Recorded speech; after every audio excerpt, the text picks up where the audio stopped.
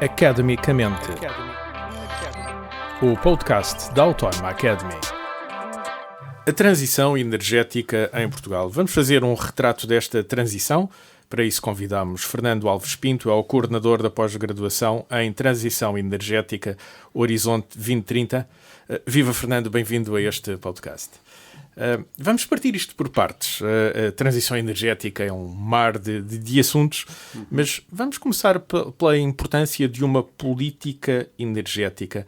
Ainda há coisas para implementar, ainda há desafios à implementação desta política energética em Portugal? Claro que sim. A transição energética, eu costumo dizer que agora está na moda, não é? E, portanto, é um tema que toda a gente que consegue cativar, e ainda bem, porque de facto existe muito a fazer pela descarbonização, existe muita desmaterialização ainda por desenvolver, e a transição energética tem um papel fundamental na globalização do nosso país, na descarbonização do nosso país, e portanto há uma série de medidas que estão a ser implementadas quer a nível nacional, quer a nível internacional, com políticas nacionais e políticas europeias, e estamos a dar passos largos no caminho da transição energética, e de facto há muito a fazer em todas as áreas uma política pública que é portuguesa, mas também europeia, é uma espinha dorsal, digamos assim, desta transição energética, de deixarmos de queimar, de pôr no ar tanto carbono e passarmos a usar energias mais limpas, certo? Exatamente. Portanto, a nível do quadro regulatório, a nível de legislação, muito está a ser feito, mesmo a nível europeu, com algumas imposições, até se poderemos dizer assim, de diretivas comunitárias em que obrigam os Estados a tomarem determinadas medidas na descarbonização e, portanto, é fundamental. E então, para isso, há que abandonar, que não vai ser tão rápido quanto desejaríamos, os combustíveis fósseis e então adotar energias limpas, como, por exemplo, o HVO, o biometano. HVO que energia é um biocombustível, um biocombustível 100% puro, que hoje em dia já está a ser utilizado em algumas frotas automóveis e que penso que é um bom complemento à transição energética, porque não é possível passar já para 100% dos automóveis movidos a eletricidade. Isso para já é uma quimera. Ainda vai demorar algum tempo a que isso aconteça. Nós temos que acreditar aqui num mix energético e com o tempo irmos deixando de utilizar os combustíveis fósseis. Temos a eletrificação dos veículos elétricos, os veículos HVO.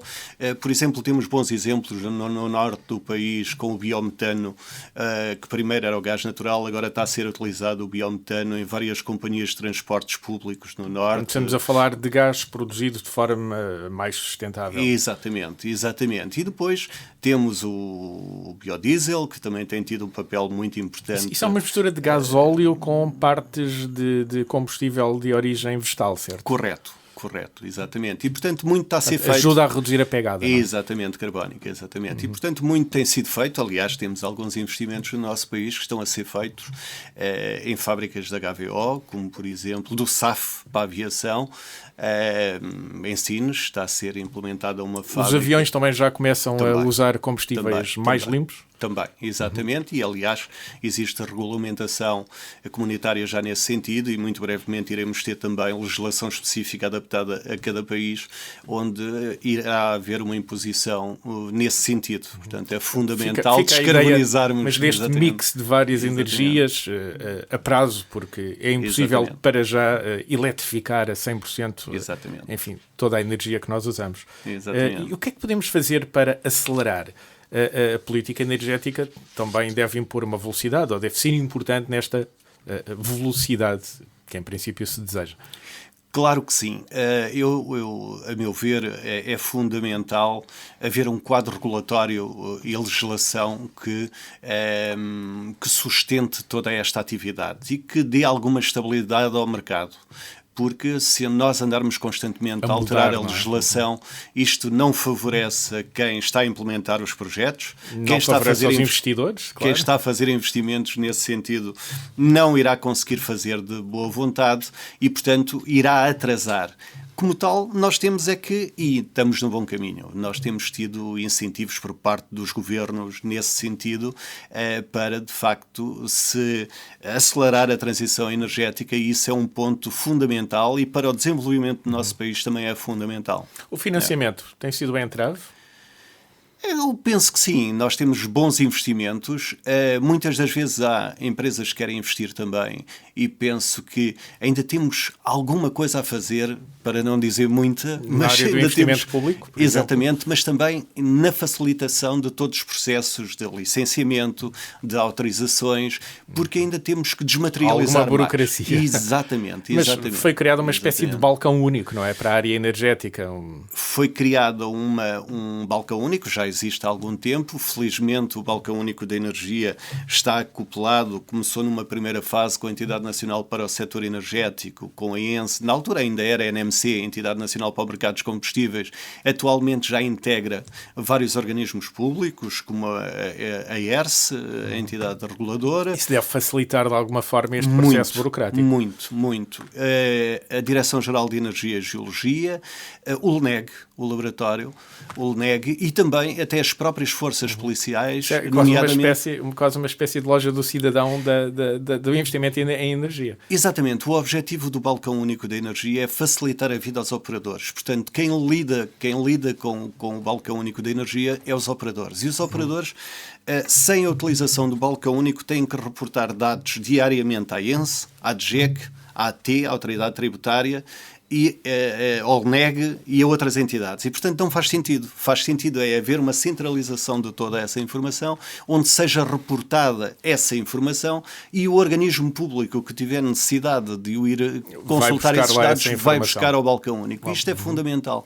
Porque, repara, há empresas, e eu falo por experiência própria na empresa onde eu trabalho, diariamente estão a ser reportados dados e esses dados, se uma pequena empresa tiver que o reportar a 5 entidades ou a 4 entidades, é uma dor de cabeça e, portanto, não faz sentido nos tempos em que estamos a viver. Penso que estamos no bom caminho. Nessa redução burocrática, pelo menos vamos no bom caminho. Mas depois há aqui outro aspecto também que eu gostaria de deixar que é muito importante, que é, para facilitar o licenciamento destes projetos, foi criada a EMER. A EMER é uma entidade que tem competência nesta matéria e, no fundo, é um facilitador do licenciamento específico. E eu penso que irá dar ótimos contributos para o desenvolvimento e para o investimento. Facilitado não só o reporte diário, mas também o licenciamento. Principalmente o licenciamento, que é o que atrasa também a implementação destes projetos. Fernando, ajude-nos a perceber outra coisa. Fala-se muito em pobreza energética. Pobreza energética é diferente de pobreza. Estamos a falar de quê em concreto? De dificuldade em ter uma casa quente no inverno? Também. O que é este conceito de pobreza energética? A questão da pobreza energética, eu costumo dizer de uma forma muito simples que todos nós temos direito à energia e todos nós temos de ter condições, termos as nossas casas bem habitáveis, com condições climatizadas e, portanto, eu penso que, infelizmente, ainda existem pessoas com muitas dificuldades nessas áreas, principalmente nas aldeias, e isso é um dado adquirido. E depois, muitas das vezes é o gás, as garrafas de gás que ainda funcionam em muitas aldeias, na nossa região, e, portanto, há que dar acessibilidade a todas as pessoas, a todos os seres humanos, a terem boas condições de habitação, viverem com condições, com dignidade, porque muitas das vezes nós temos invernos rigorosos e portanto, as pessoas passam frio e, portanto, há que dar condições a todo o cidadão e, como tal, eu penso que as entidades fiscalizadoras têm aqui um papel, mesmo reguladoras, que é o caso da ENSE e da ERSE, a entidade fiscalizadora... Que papel é esse que estas entidades podem ter? Eu posso enquadrar aqui até para se perceber... Porque isto é um dos vetores-chave da transição energética, não deixar pessoas de fora. Exatamente, é isso mesmo. Portanto, existem aqui três ou quatro entidades que têm um papel fundamental neste setor. Há outras, mas estas principalmente. E o legislador, quando criou ou redenominou a NMC em ENSE, o objetivo foi, no fundo, estruturar todo este setor. Dar competências nacional para o setor energético. Dar competências à Entidade Nacional para o setor energético de fiscalização, dar as competências da DGEG, Direção-Geral de Energia e Geologia, a parte do licenciamento, a entidade reguladora, a ERSE, regular o setor, e o LNEG, que é o Laboratório de Energia. E, portanto, houve aqui uma intenção do legislador e do governo de separar as águas. E cada entidade, que muitas das vezes se complementavam, ambos, havia ali até em alguns casos, em alguns diplomas, algum conflito de competências e, portanto, foi este o objetivo. Haver uma entidade fiscalizadora, haver uma entidade licenciadora, uma entidade reguladora. E isto foi o principal vetor. E estas entidades, juntamente com o LNEG, agora com a EMER e outras entidades, têm aqui um papel fundamental em todo este setor da transição energética justa. O que é que se pode fazer para que elas sejam então mais justas e não deixem de fora setores da população? Há que investir e há que implementar medidas que cheguem a todos. E isso é fundamental. Porque muitas das vezes... Tarifários diferenciados, de que é que estamos a falar nesse tipo de medidas? Por exemplo, ou então a possibilidade de a própria regulação, a própria legislação ser mais direta e satisfazer mais algumas dessas necessidades, porque muitas das vezes essas pessoas não têm necessidade não conseguem ter preços competitivos e aí as empresas do setor também, por uma questão de transparência, também tem aqui um papel fundamental. E eu penso que muito está a ser feito nessa vertente e penso que estamos no bom caminho e muito importante. Fernando, outro vetor desta transição energética é aquilo que serão as nossas cidades mais ou menos descarbonizadas ou, diríamos, no futuro já descarbonizadas. Que impacto é que esta transição energética vai ter no território em geral, mas estou a pensar nas cidades em particular, que é onde há mais concentração de consumo de energia, digamos. Aqui, claro que sim, existe aqui muito a fazer, muito tem sido feito já e existe muito a fazer. E aqui vamos entroncar com algumas questões que nós já falamos, que é a promoção de energias renováveis, a eficiência energética também é muito importante. Mas quando falamos de eficiência, estamos a falar das casas, dos veículos, das fábricas, todo este conjunto de coisas? Sim, nós temos que implementar medidas, quer nas residências, quer no comércio, quer nas universidades. Na rede de iluminação? Na rede de iluminação pública e, portanto, isto tudo tem aqui um papel e nós temos que ser mais eficientes. Quantas vezes em nossas casas, por exemplo, deixamos as luzes acesas sem necessidade nenhuma e, portanto, tem que haver aqui mais alguma exigência da nossa parte, porque isto vai contribuir para a tal pobreza energética que nós estamos a dizer. E depois muito já tem sido feito pelas empresas na implementação de contadores inteligentes e, portanto, há aqui uma panóplia de situações que estão a ser feitas e que acho que estão no bom caminho. Depois também, aqui, cá está, as cidades, nós temos bons exemplos de cidades inteligentes, de projetos que estão a ser implementados no nosso país. Existem outros, mas eu, por exemplo, passo a citar Cascais, Guimarães, Figueira da Foz, já têm programas implementados no âmbito das cidades inteligentes e, portanto, está a funcionar e acho que estamos no bom caminho. Fernando, usei a expressão cidades inteligentes, ajude-nos a perceber o que é isto. Estamos a falar de que em concreto? Eu há pouco falei de iluminação, mas deve haver outras áreas em que é possível ser mais inteligente na forma de consumir a energia, enfim, e prestar os serviços a que se destina essa energia. Claro que sim. Nós aqui temos uma panóplia de áreas em que se pode intervir e que têm intervido as câmaras municipais. Pode dar 2, 3 exemplos, além da iluminação pública. A iluminação pública já foi falada, a nível dos pontos de carregamento elétricos, para incentivar que a mobilidade elétrica avance ainda mais do que o que está. Sim, porque essa é uma das dificuldades. É uma das dificuldades. Há muito posto de gasolina, mas pouco posto de carregamento. Exatamente. Olha, por exemplo, uma medida que se podia implementar, que era nos postos de combustível disponibilizarmos, que neste preciso momento existem 4 ou 5 postos de combustíveis da HVO, dar a possibilidade, eu digo isto muitas vezes com quem falo, que é, se eu quero meter combustível 95 ou 98, tenho uma possibilidade de escolha. Se eu vou ao restaurante... Se quer colocar esse tal combustível mais limpo, não é? Exatamente. Porquê que não está disponível nas bombas de combustível o HVO? Quem quiser, eu quando vou a um restaurante comer comida vegetariana já sei que a pago mais cara, mas é uma opção que eu tenho de escolha. Portanto, se eu opto por comer comida vegetariana, também posso optar por pôr combustível HVO. Mas no caso concreto ainda existem 4 ou 5 postos e acho que estamos num bom caminho. Mas há aqui um aspecto que é fundamental, que é que termos redes de transportes públicos nas cidades eficientes. Isso é fundamental. Tenho encontrado alguns municípios a apostarem na troca de veículos a gasóleo, depois pelo gás e agora até mesmo por veículos elétricos. Exatamente. Eu ainda há um bocado tive a oportunidade de citar que, por exemplo, em Braga e no Porto, os STCP já andam a biometano e, portanto, que é um gás que antigamente, aliás, nós temos aqui viaturas em Lisboa, autocarros da Carris que andam a gás natural e também já com veículos elétricos, não é? Portanto, acho que está a ser feito aqui um trabalho muito bom.